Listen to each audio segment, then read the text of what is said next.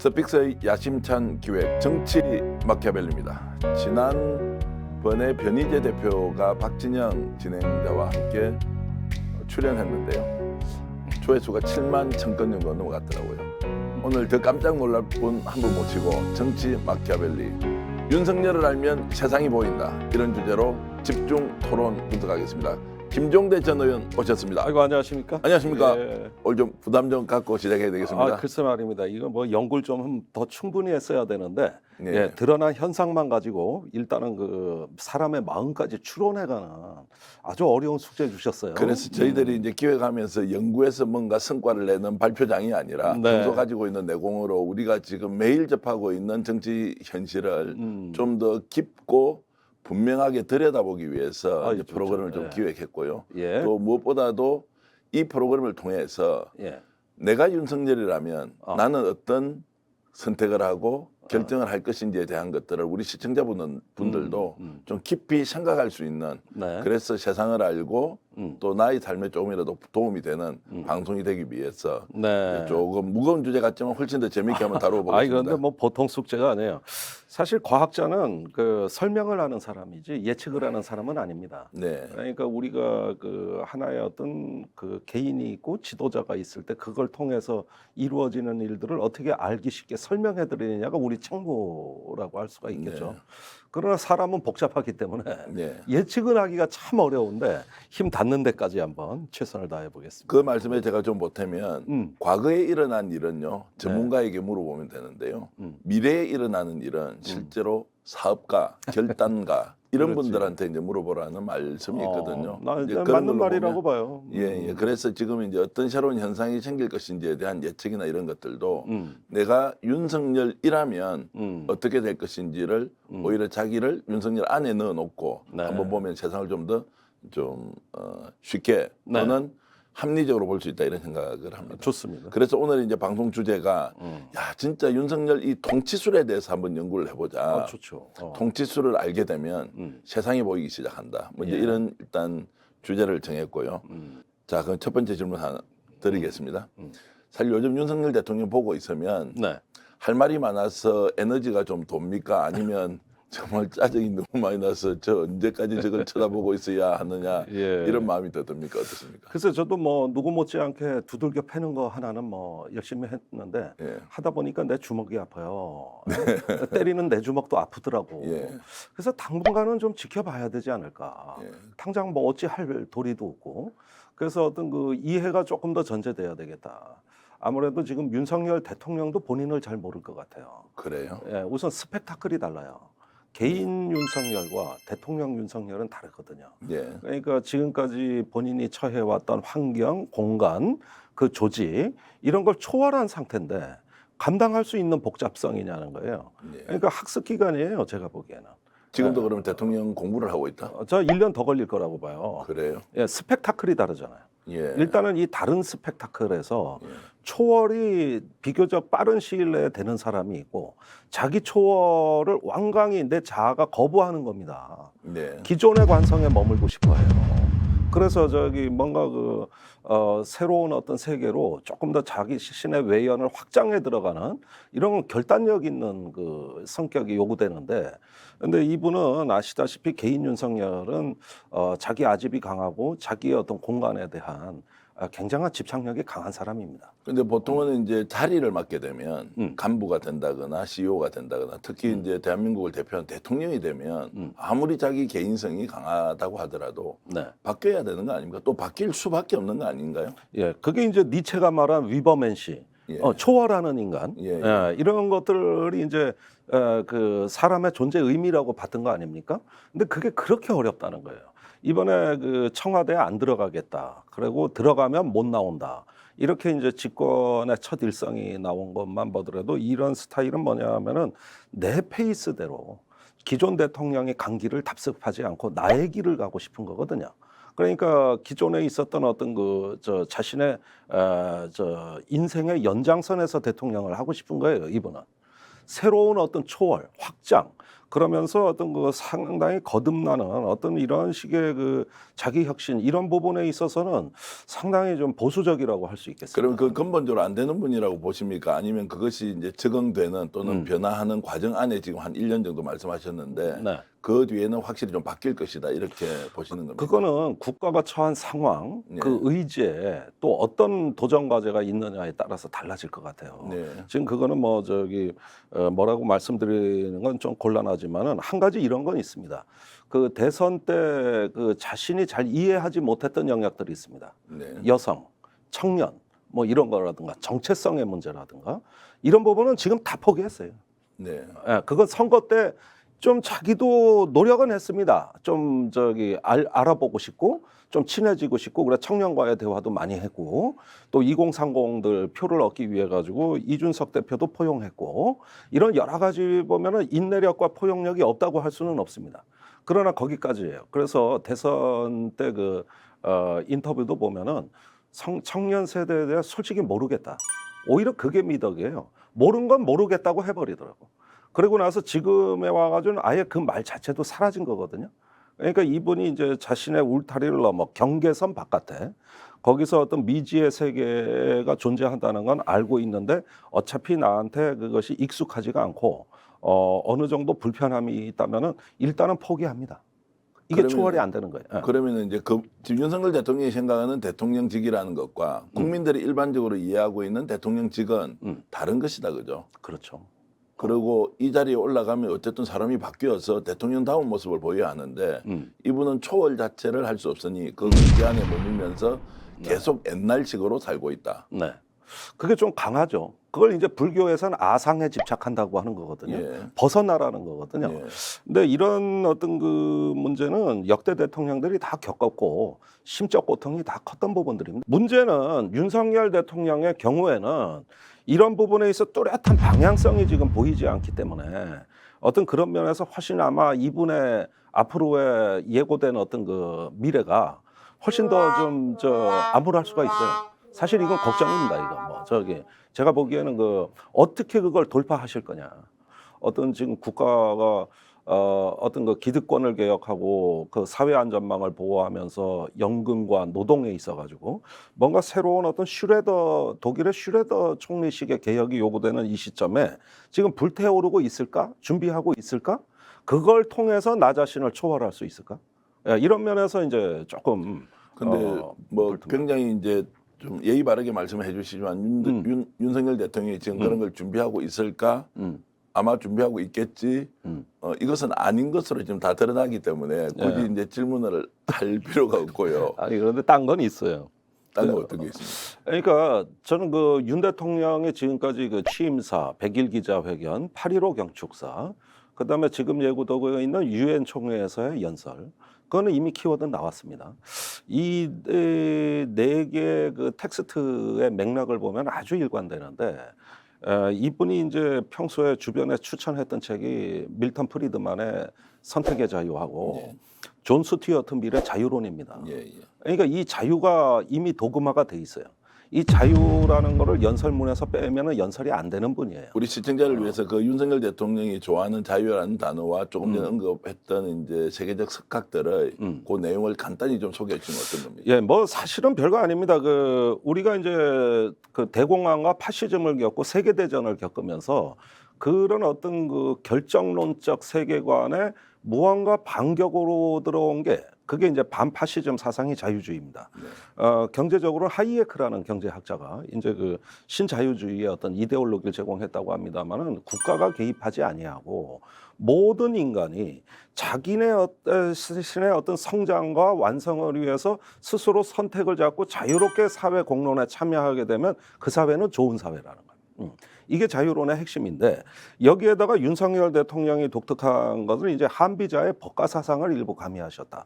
그래서 합치면은 자유주의적 법치주의다. 이게 이제 윤석열 이데올로기거든요. 그리고 이거를 너무 많이 강의를 하세요, 주변에. 굉장히 강의를 많이 합니다. 그래서 계속 반복적으로 이게 뭐 저는 거의 뭐 외울 지경까지 됐는데 이런 류의 그 어떤 이데올로기적인 어떤 자기 세계가 있다는 거를 일단은 굉장히 보여주고 싶어요. 본인 스스로가. 세계 또 국민 뭐 어디 가서도 이건 갖다가 굉장히 보여주고 싶어한다. 나 이런 사람이다. 이런 것들을 알려나가는 거죠. 근데 별로 듣는 사람은 아직 없어.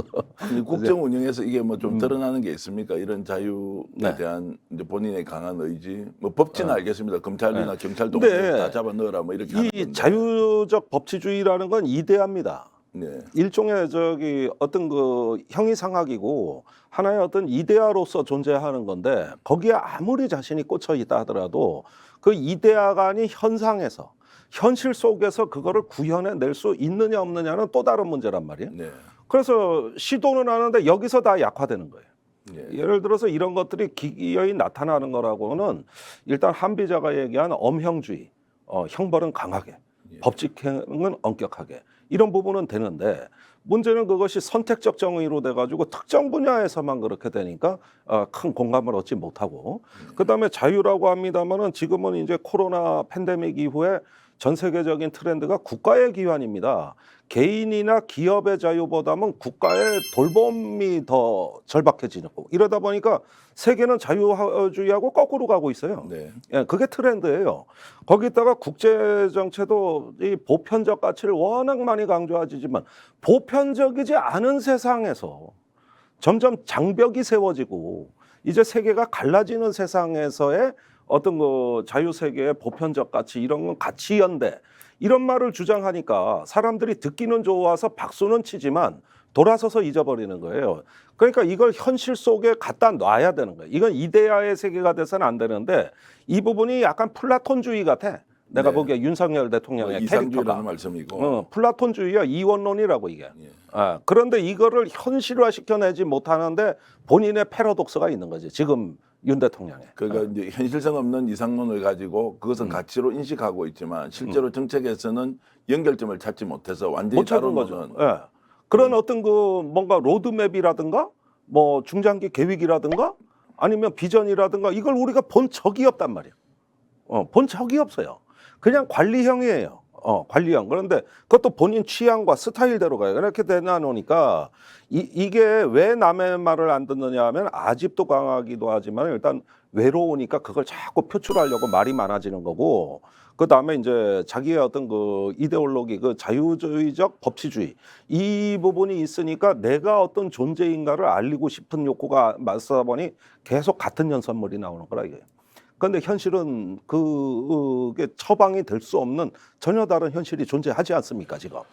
뭐 그런 거를 전문 용어로 좀 얇다 이렇게 얘기합니다. 전문 용어로 얇다. 얇다 뭐 이렇게 얘기를 하는데 예. 그래서 아마도 지식으로 습득하고 있는 그 사상이나 철학을 체화가 되어 있지 않는 상황이니까 이것을 현실에 연결을 하는 연결점은 더욱더 찾기가 어렵고 어렵죠. 그거는 오랜 세월 정치를 통해서 단련해야 되는 덕목이지.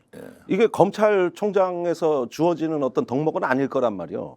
그러니까 이게 갑자기 그 대통령이 돼가지고 젊은 시절부터 독서도 제법 했어요. 사실은 윤 대통령이 그런 걸 통해서 현실에 연결해주는 이게 이제 한비자가 얘기하는 법술지사의 덕목.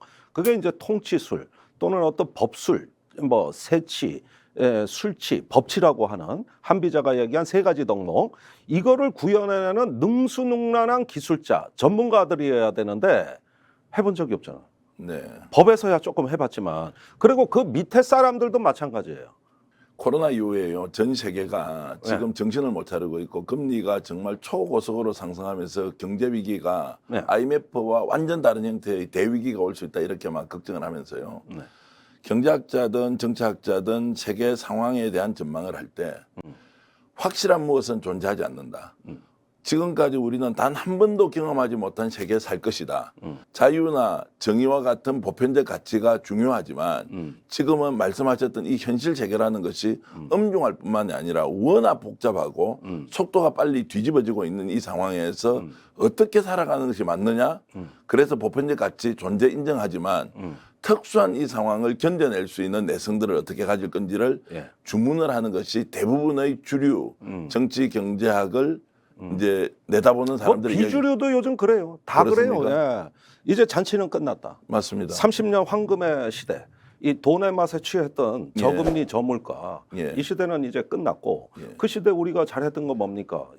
낮은 금리의 이자로 대출 쉽게 받아서 부동산, 암호화폐, 주식 이런 자산 가치에 너당 없이 다 뛰어들어 가지고 거기서 일단은 어떤 거 갭 투자 해가지고 이런 것들로 내가 경제적 자유민이 될 수 있다는 어떤 기대와 희망 이런 것들이 한 세대를 지배했습니다. 네. 지금의 청년 세대의 주된 이데올로기가 됐어요. 이게 한 세대를 지배하면서 우리가 그 하나의 어떤 노멀을 형성해 왔다고 본다면은 앞으로 세계는 그런 시대는 끝났다. 네. 예, 더 이상 그런 시대는 없다. 오히려 40년 전에 1970년대 인플레이션이 그 떠올려지는 이런 어떤 디스토피아적인 위기론이 많이 생겨났단 말이에요. 그러면은 지금은 대통령이 해야 될 일은 국민들한테 지난날 우리가 한때 돈의 맛에 취해가지고 생산성 없는 경제에 떠밀려가던 그런 어떤 시대의 잔치는 끝났습니다. 이것을 국민들에게 알려주고 우리의 어떤 생활과 노멀이 바뀌어야 된다는 거, 우리 국가는 그걸 앞서서 대비해 나가겠다. 원래 이게 지금 지도자가 해야 될 말이야. 이게. 네. 근데 위기를 위기로 인식할 줄 모르는 둔감함에다가 거기에다가 새로운 시대에 대한 어떤 직관과 통찰 이런 부분에 대해 가지고 계속 머뭇거리면서 결단력 없는 모습을 보여주고 제일 중요한 거는 본인이 야당에 가서 도와달라고 사정하고 지금 이거는 정부 혼자 힘으로 극복할 수 있는 위기가 아닙니다. 이거는 국회 시민사회에 우리가 다 같이 가지 않으면 안 되는 국가적인 상황이다. 이런 거를 본인이 설득하고 본인이 만나자고 해야 오히려 자기들한테 필요한 통치가 되는데 야당 대표가 만나자고 하니까 나는 영수회담이란 단어를 모른다. 그런 단어는 잘못됐다. 그다음에 국민의힘에서는 이재명의 영수회담 제안은 또 하나의 방탄조끼다. 네. 이래서 매몰차게 거절을 했는데 지금 영수회담이나 협치는 누구한테 필요한 덕목입니까? 그게 야당한테 필요할까요? 여당은 자기한테 필요한 그렇습니다. 거예요. 자기한테. 절실하죠. 필요한 게 아니고. 지들이 더 절실해. 예. 그러니까 여기서 아직까지 대통령직이라는 자리를 이해를 못 하신다.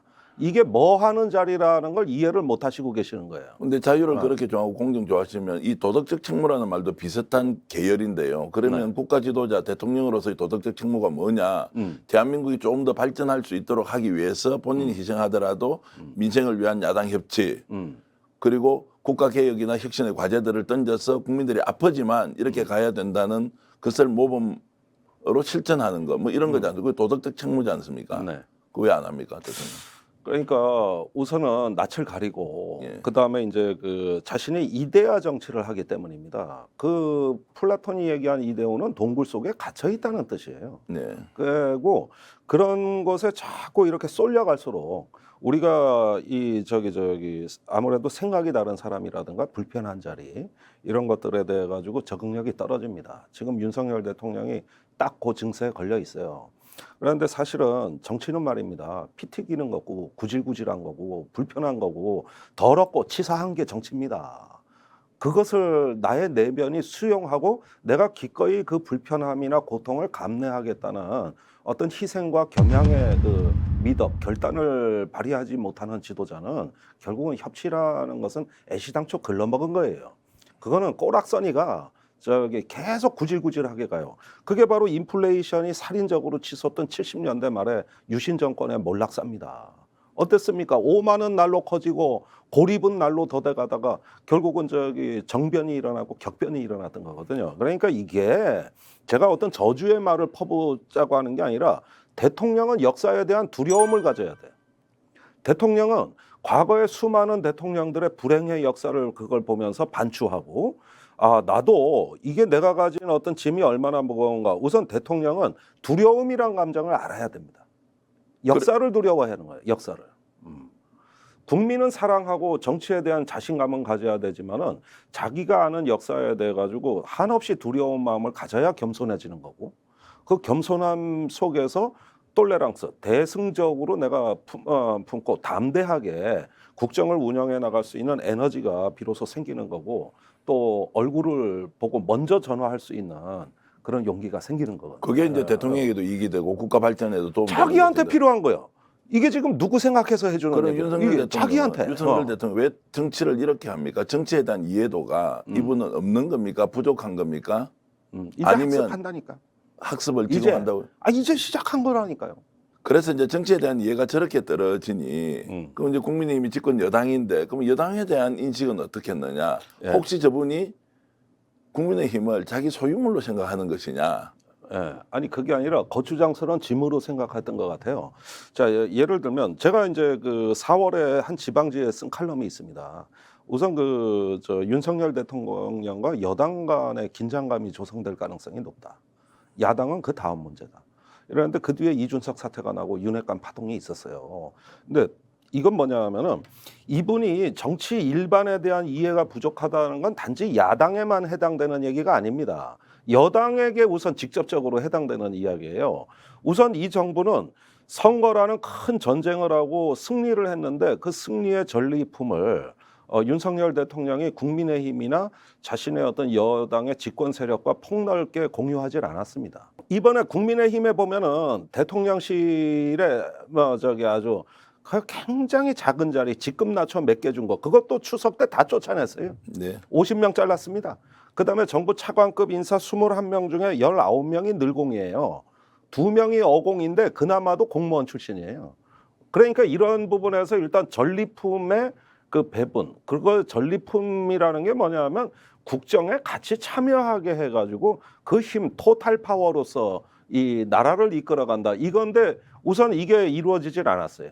국민의힘하고 대통령실하고의 거리가 그래서 멀다 보니까 극소수 선택한 사람 아니면은 소통 창구가 없고 그러다 보니까 이제 그 집권 세력의 토탈 파워가 이게 비실비실하고 낮아지는 어떤 빈혈 상태로 간 거거든요. 지금 역대 정부와 비교했을 때 집권 초기에 힘이 가장 없는 정부 맞죠? 맞죠? 집권 여당도 가장 무능하죠. 아니, 야당은 고사하고 여당도 못 추스리는 정권이에요. 그 정도죠. 네. 그럼 근데 앞으로 어떻게 됩니까? 그러니까 보세요. 대통령은요 엄청나게 권력이 한국 사회에서는 강한 자리입니다. 자원이 너무나 많아요.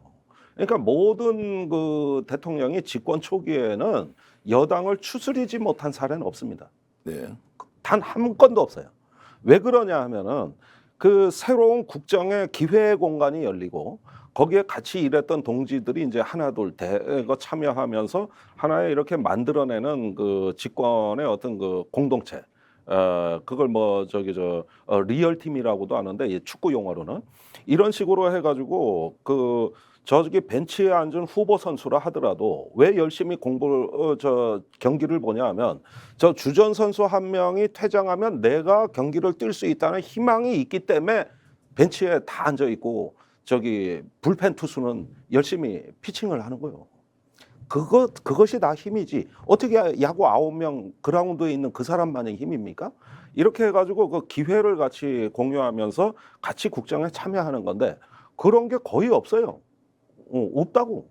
그러면 뭐냐? 만기칠람 직접 다 하고 이제 그 기재부 검찰 출신이라는 선택받은 그 일종의 권력을 만들어내는 줄기세포가 지정돼 있고 거기서 다 끝나버리는 거죠. 실질적으로는 대통령실이 권력이든 자리든 모든 수단을 다 장악해버렸다. 그렇죠. 그러니까 이게 윤 대통령이 제일 선거 때 많이 했던 얘기가 제왕적 권력 내려놓겠다 그랬는데 네. 제가 정치 인생에서 항상 보수 정치인이 제왕적 권력 내려놓겠다 하는 고놈이 제왕이더라고. 예나 지금이나 보면은 고놈이 제왕이더라고. 제왕 위의 황제 아니에요? 제왕 위의 황제. 이게 그러니까 나폴레옹식 집권 시나리오야 이게. 예. 정치를 저렇게 외치지만 네. 감정적으로는 법치주의자가 아닌 것처럼 보여요. 공평하다, 공정하다, 누구든지 법 앞에 서는 평등하다 이런 거 실천하는 것 같지 않아요. 그냥 감정상 느낌으로는 그렇습니다. 그래서 네. 저는 윤석열 대통령이 법치주의자가 아니고 권력주의자구나, 권한주의자구나. 네. 왜냐하면 자신이 갖고 있는 권리나 권한만 가지고 법이라는 잣대를 가지고 막 휘두르는 거예요. 그래서 맞습니다. 청와대 대통령실 안에서 인테리어 공사 12억 했는데 그 공사 내역이 뭐냐 아무리 수익 계약이라도 좀 공개를 해보라. 그 공개할 의무가 없다는 거예요. 자기가 임의대로 판단하고 진행하는 것이 문제가 없다고 했을 때 이분에게 우리가 별칭을 법치주의자라고 붙여줄 수 있는가라는 이제 좀 질문을 드리는 그 부분은 겁니다. 그냥 이제 선택적 법치라고 하는 건데 예. 사실은 이런 논쟁을 윤석열 대통령 스스로가 좋아합니다. 네. 고시공부보다는 이런 논쟁하느라고 시간 대부분 썼다는 거 아니에요. 그런데 오늘날 대한민국 사회의 법은 기득권자들이나 전문가들의 몫이에요. 내가 법을 운영한다는 법률가들의 법이 됐어요. 민중의 법이 아니에요. 그래가지고 우리나라 법이 대표적인 폐해가 3,800개라는 어마어마한 숫자에서 이미 드러납니다. 국회의원도 모르는 법이에요. 그런 거에다 두 번째 전제 조건은 민중에 대한 사랑이고 거기를 우선시하라고 돼 있습니다. 근데 이 두 가지를 생략하고 앞에서 말한 법치, 술치, 세치를 하게 되면 어떻게 되느냐? 이거는 이제 세도 정치로 전락해가지고 나라가 망한다 이거죠. 이 경고를 진나라에서 귀담아 듣고 그 시황이 중국을 통일한 겁니다. 주변부터 정리를 해가지고 그 힘으로 진나라라는 통일 국가가 만들어진 거예요. 빨리 망해서 문제지만. 그런데 여기서 선택적 법치가 나온다 그러면은 이거는 오히려 법치주의자들이 경고했던 거라 이거예요. 이 얘기가. 그 선택적 법치라는 결국 법치가 아니라는 이야기잖아요. 아니가 되는 거죠. 그러니까 민중으로부터 우선 괴리됐고, 그래서 그다음에 그 한비자가 얘기한 그 귀족 기득권 집단, 그 중인 그룹이라고 하는데 그들의 세상이 온다는 거예요. 네. 그들의 세상. 그게 지금 이제 그런데 이거는 우리 민주공화정의 원리로 적용해 보면은 매우 심각한 국가 결함이 나타난 건데 우리가 교사가 교육 정책을 수립하지 않습니다. 의사가 보건 정책을 수립해서도 안 됩니다. 경찰이 치안 정책을 수립해서도 안 되는 거예요. 모든 전문가는 정책의 영역에서 배제하라는 게 민주공화정의 원리입니다. 군인이 국방정책을 수립하면 안 되는 거예요. 검사가 사법정책을 수립하면 큰일 나는 거예요. 민주공화정의 원리는 전문가 집단은 정책을 수립하고 결정하는 집단이 아니라 통제받는 집단이다. 이게 이거예요. 그런데 만약에 교사나 변호사들이나 의사한테 니들이 해당 분야 국가정책 다 수립해 이러면 6개월 안에 나라가 망합니다. 자기들만 좋은 걸 다 선택하겠죠. 그렇죠. 그래서 그 직업적 편견을 가진 집단은 통제하라는 거거든요. 그런데 이 정권의 발생 자체가 어떤 그 검사가 이제 정치 영역을 압도하기 시작하면서 문재인 정부 기간 내내 하나의 어떤 그것이 권력으로서 새로서 작용해가지고 정치에 도전장을 던졌고 이때까지는 전 이해할 수 있어요.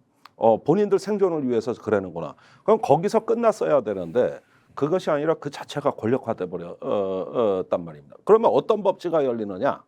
이건 굉장히 심각한 문제예요. 만약에 이런 식이라면은 우리가 이런 폐해를 어디서 발견할 수 있냐면 옛날에 군인들이 정치할 때입니다. 군인들이 정치할 때. 우리가 그 시대를 왜 암울하다고 얘기하는 거야? 그 군사 정권이 아니고 지금은 그러면 검사 정권이 된다. 그 정권이나 이 민주공화정에 대한 원리의 가장 큰 도전 요인은 뭐냐 하면은 통제받아야 될 사람이 통제하기 시작했다는 이 원리가 민주공화정에 대한 도전이 되는 것이죠. 결국에 이제 선택적 법치를 취하고 있는 윤석열 대통령 권력주의자라고 저는 이제 말씀을 드렸고 이렇게 이제 계속 가면 이제 앞으로 정치적 상황이 어떻게 될 거냐라는 이제 질문을 하지 않을 수 없습니다. 국정 운영 정상화 됩니까 안 됩니까? 단도직입적으로 대답하시면. 단기간은 어렵다. 단기간이 5년일 수도 있습니까? 5년은 너무 길고, 예. 적어도 집권 다음 총선 전까지 네. 조금 힘들지 않을까. 총선 전까지 힘들면 이제 국민의힘은 몰패할 건데, 뭐 집권 여당이 다수 의석을 가져오는 게 아니고 지금 현재 대통령 지지율이 계속 가면은 뭐 총선은 보나마나인데 대통령 바뀔 가능성도 없다. 그 문제는 국민의힘의 문제가 아니라 민주당과의 상대적인 비교가 필요한 부분이지. 국민의힘 자체만 갖고 게임이 끝났다고 볼 수가 없죠. 민주당이 더 죽을 수도 있는 거고, 민주당이 이걸 압도할 수도 있는 거고, 그 상대가 있는 문제예요. 이거는 총선까지는 지금 우리가 예측하기 단지 어렵다. 자기들 권력을 정상화해서 좋은 권력으로 다시 재출발하고 이 지지율이 반등될 수 있는 여건을 스스로 만들어낼 수 있느냐 없느냐, 이 부분은 비관적이라는 거죠. 그러니까 비관적이라는 건 확률적으로 이야기하면 50% 이하죠. 50% 이하라. 뭐 50%도 괜찮지 않습니까? 지지율 30%도 국정 운영 좀 해내는데 뭐 한 30% 정도까지 가더라도 뭐 살아남을 수도 있죠. 아니 살 수 있다는 거면 살 가능성이 30%가 있으니까. 그 정도는 있는 거죠. 그것조차 없다 그러면 이건 윤석열 대통령의 문제가 아니죠. 그때부터는 이건 정말 심각하죠. 우리 국가는 어디로 가는 거냐? 그런데 굉장히 심각하지. 이건. 대통령이 바뀌지 않는데 국정 운영이 정상화될 수 있습니까? 제가 지금 가장 우려하는 것은 모든 이제 얘기를 다 들어보면 윤석열 대통령이 바뀔 가능성이 없다는 거예요. 현재는. 없다는 거예요. 진심으로. 네. 자, 그러면은 대통령이 바뀔 가능성이 없는데 어떤 상황이 대통령을 강제할 것이냐? 뭐죠? 총선 때 대패하는 거 외에는 있겠습니까? 아니 그러니까 그 윤석열 대통령은 스스로 안 바뀌지만 그 윤석열 대통령을 강제하는 힘, 본인 자체는 불변이지만 인기도 없고 지지율도 낮지만 그러나 그럼에도 불구하고 어쩔 수 없이 좋은 방향으로 가게 만드는 압력, 또 어떤 정치적인 힘 또는 그런 것들이 모아지는 방식, 이런 것들은 우리 스스로 또 만들어 나갈 부분이 있고 참여할 부분이 있는 거죠. 윤석열 대통령 한 사람이 이 국가 다 먹이고 살리는 거 아니에요. 그건 대통령에 대한 과잉 의미 부여가 되기 때문에 윤석열은 그렇다 치더라도 우리 국가 자체는 살아있는 거거든요. 네. 예, 그렇기 때문에 저는 오히려 시민의 힘을 믿고 또 우리 정치의 어떤 잠재 역량을 믿습니다. 그런 것들은 이런 것들을 그냥 방치하지는 않을 거다. 윤석열 대통령은 여사님에 대해서 왜 저렇게 뭐 물론 이제 제가 이런 표현이죠. 하여튼 여사님을 예. 적절하게 좀 통제하고 예. 조절을 좀 하면서 예. 정말 우리 국민들이 영부인에 대해서 프라이드도 좀 생기고 예. 또 국격도 좀 높이고 하는 좋은 사실 자원이지 않습니까? 영부인이라는 자리가. 예. 그걸 왜 못 만들죠? 글쎄 뭐 남의 그 가족의 문제, 이 부부의 요즘은 참 부부들이 다들 이렇게 화제가 되던데 참 말하기 불편한 영역이죠. 그런데 그 제가 보기에는 뭐 그래요. 외로워서 그런 것 같아요. 가족이 자식도 없고 늦게 장가 가서 그래서 이제 그 부인 얻어가지고 절대 의존이에요? 절대 의존? 의존보다도 그렇죠. 의존보다도 거부하기 어려운 존재. 또는 감히 실망시키고 싶지 않은. 근데 아무리 정치적 감각이 떨어진다 하더라도 최근에 나왔던 영빈관 이제 신축하겠다고 했던 그 내용은 네. 김건희 여사가 지난 대선 과정에서 뭐 녹취록을 하나 풀어보니까 네. 그 약간 무속 그다음에 좀 주술 뭐 이런 데 좀 있는 것처럼 청와대 자리가 안 좋으니까 영빈관 옮길 거다라고 했단 말이에요. 네. 근데 뭐 이게 873억을 들여서 한다 이렇게 예산 반영하겠다고 네. 하면서 아니 제대로 돌아가지도 않는데 나라가 이걸 또 다시 부추겨서 김건희 여사를 또 생각하게 하고 그 지금 영상이나 녹취 내용이 막 온 나라에 지금 퍼지고 있는데 이런 이제 상황 관리를 어떻게 봐야 되느냐. 아마 이럴 수 있습니까? 혹시 거기 했던 건진법사나 천공서성이 날짜 지정해서 오늘 터뜨리라 이렇게까지 지도를 했을까요? 일단 천공 스승은 용산 이전에 깊숙이 관련된 인물입니다. 예. 거의 모든 정과정에 관련돼 있습니다. 실제로 그것은 실제 증거나 아이디어로부터 근거도 실제로 있으신 거죠? 예, 있습니다. 왜냐 이 발언은 예. 조심해야 됩니다. 이제 예. 시청자들이 보면 예. 관여했다고 오늘 이제 처음으로 단정을 하시는데 아니 천공은 모든 과정 후보 때부터 대통령이 돼서까지 네. 적어도 용산건에 관해서는 깊숙이 관련되신 분이에요. 예. 이거는 뭐 불변의 사실입니다. 땅까지 그 사람이 봤구나. 관저도. 그러니까요. 그런데 자 그러는데 그 이 문제만큼 그 윤 대통령 부부가 천공한테 귀 기울인 다른 문제가 없어요. 이 문제만한 게 없다고. 그리고 거기서 일단 용산으로 올 때 아시다시피 대책 없이 와가지고 무슨 난민 캠프 오듯이 왔다고 처음엔 천막 치겠다 그랬어요. 그 저 문 대통령이 돈 안 주면은. 아니 그때 이야기를 야 여의도에 천막 당사는 있었지만 청와대가 안 되니까 천막 청와대를 만드는 건 역대급이다 뭐 이런 얘기 역대급이다. 있었어요. 그것도 또 그 당시에 당선자 신분이죠. 인수위에서 천막이라도 치겠다고 했는데 그 전주에 그 KBS가 그 특집으로 내보낸 거 있어요. 그 저 용산 이전에 대해 가지고 탐사 취재를 했는데 거기 천공이 출연해가지고 저 용산의 당위성을 얘기하고 천공 본인 유튜브에서 이러면 대통령은 천막이라도 치어야 된다 이랬는데 그 다음 날 천막이라도 치겠다는 발언이 실제 나왔잖아요. 그래서 지금 이번에 그러면 용산 이제 영빈관 신축도 관련이 있다고 보시는 거죠? 관련이 있다니, 꼭 보는 게 아니라 관련이 있다니까. 그러니까 이게 완전히 그러니까. 그러면 농업사에 들어가서 주술하시는 분이 점쳐주는 거 보고 국정을 결정하고 이게 완전 말이 안 되잖아요. 이거는 아니, 완전 그러니까 말이 안 되는 건데.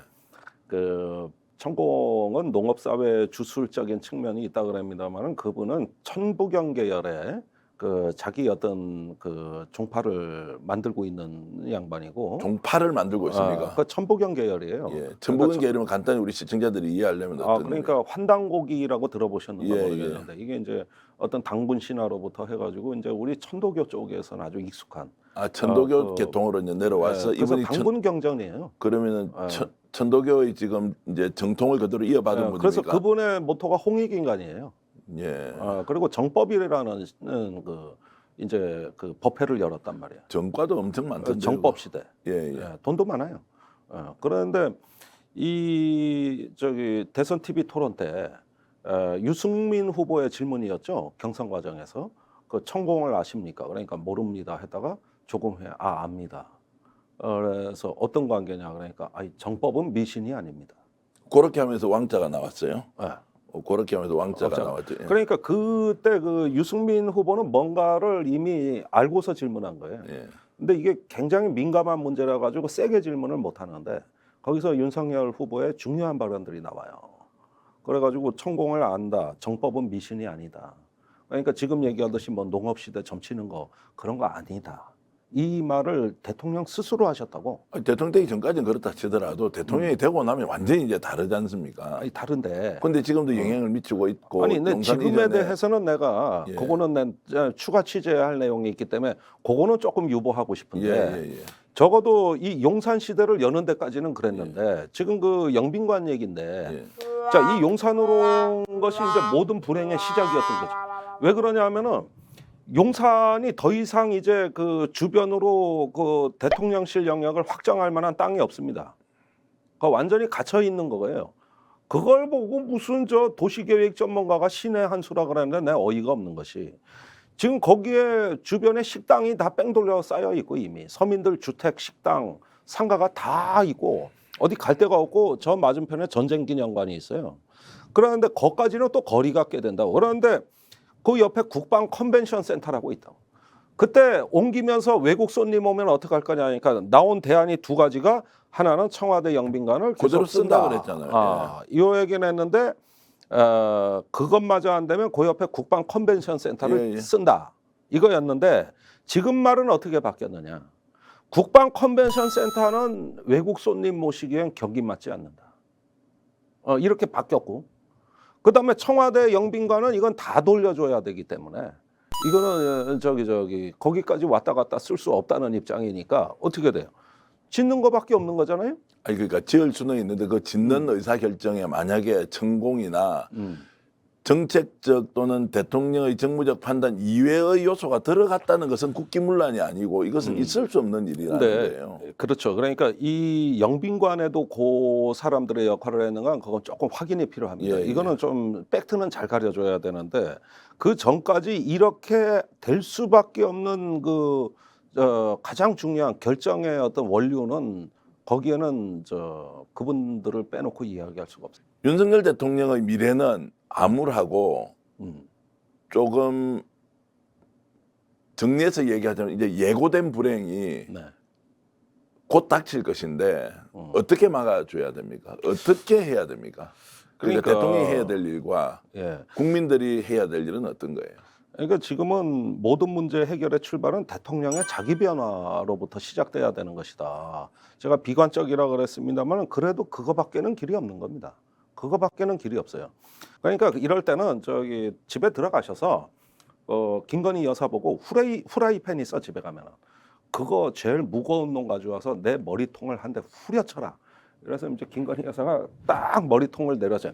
내가 그렇게 해서라도 이놈의 머리 좀 깨우치고 내가 좀 바꿔야 되겠다. 이런 정도의 어떤 노력은 필요하지. 집에 뭐 화단에 있는 벽돌 가지고 차라리 아까처럼 거울 만들기 위해서 계속 갈기라도 하셔야 되겠네요. 그러니까 이렇게 갈아서 거울이 된다고 착각하는 이 부분으로부터 초월되셔야 되는 거거든요. 그래서 짜라투스트라를 한번 읽어보세요. 거기에서 위버맨시 초월하는 인간. 그 다음에 나오는 유명한 말 아모르 파티. 내 운명을 사랑하자. 대통령이 내 운명이 됐다. 그걸 사랑하자. 역사를 두려워하자. 어쨌든 오늘 김종대 의원님 모시고 우리 스픽스 마키아벨리 프로그램에서 윤석열 대통령을 제대로 한번 봤고요.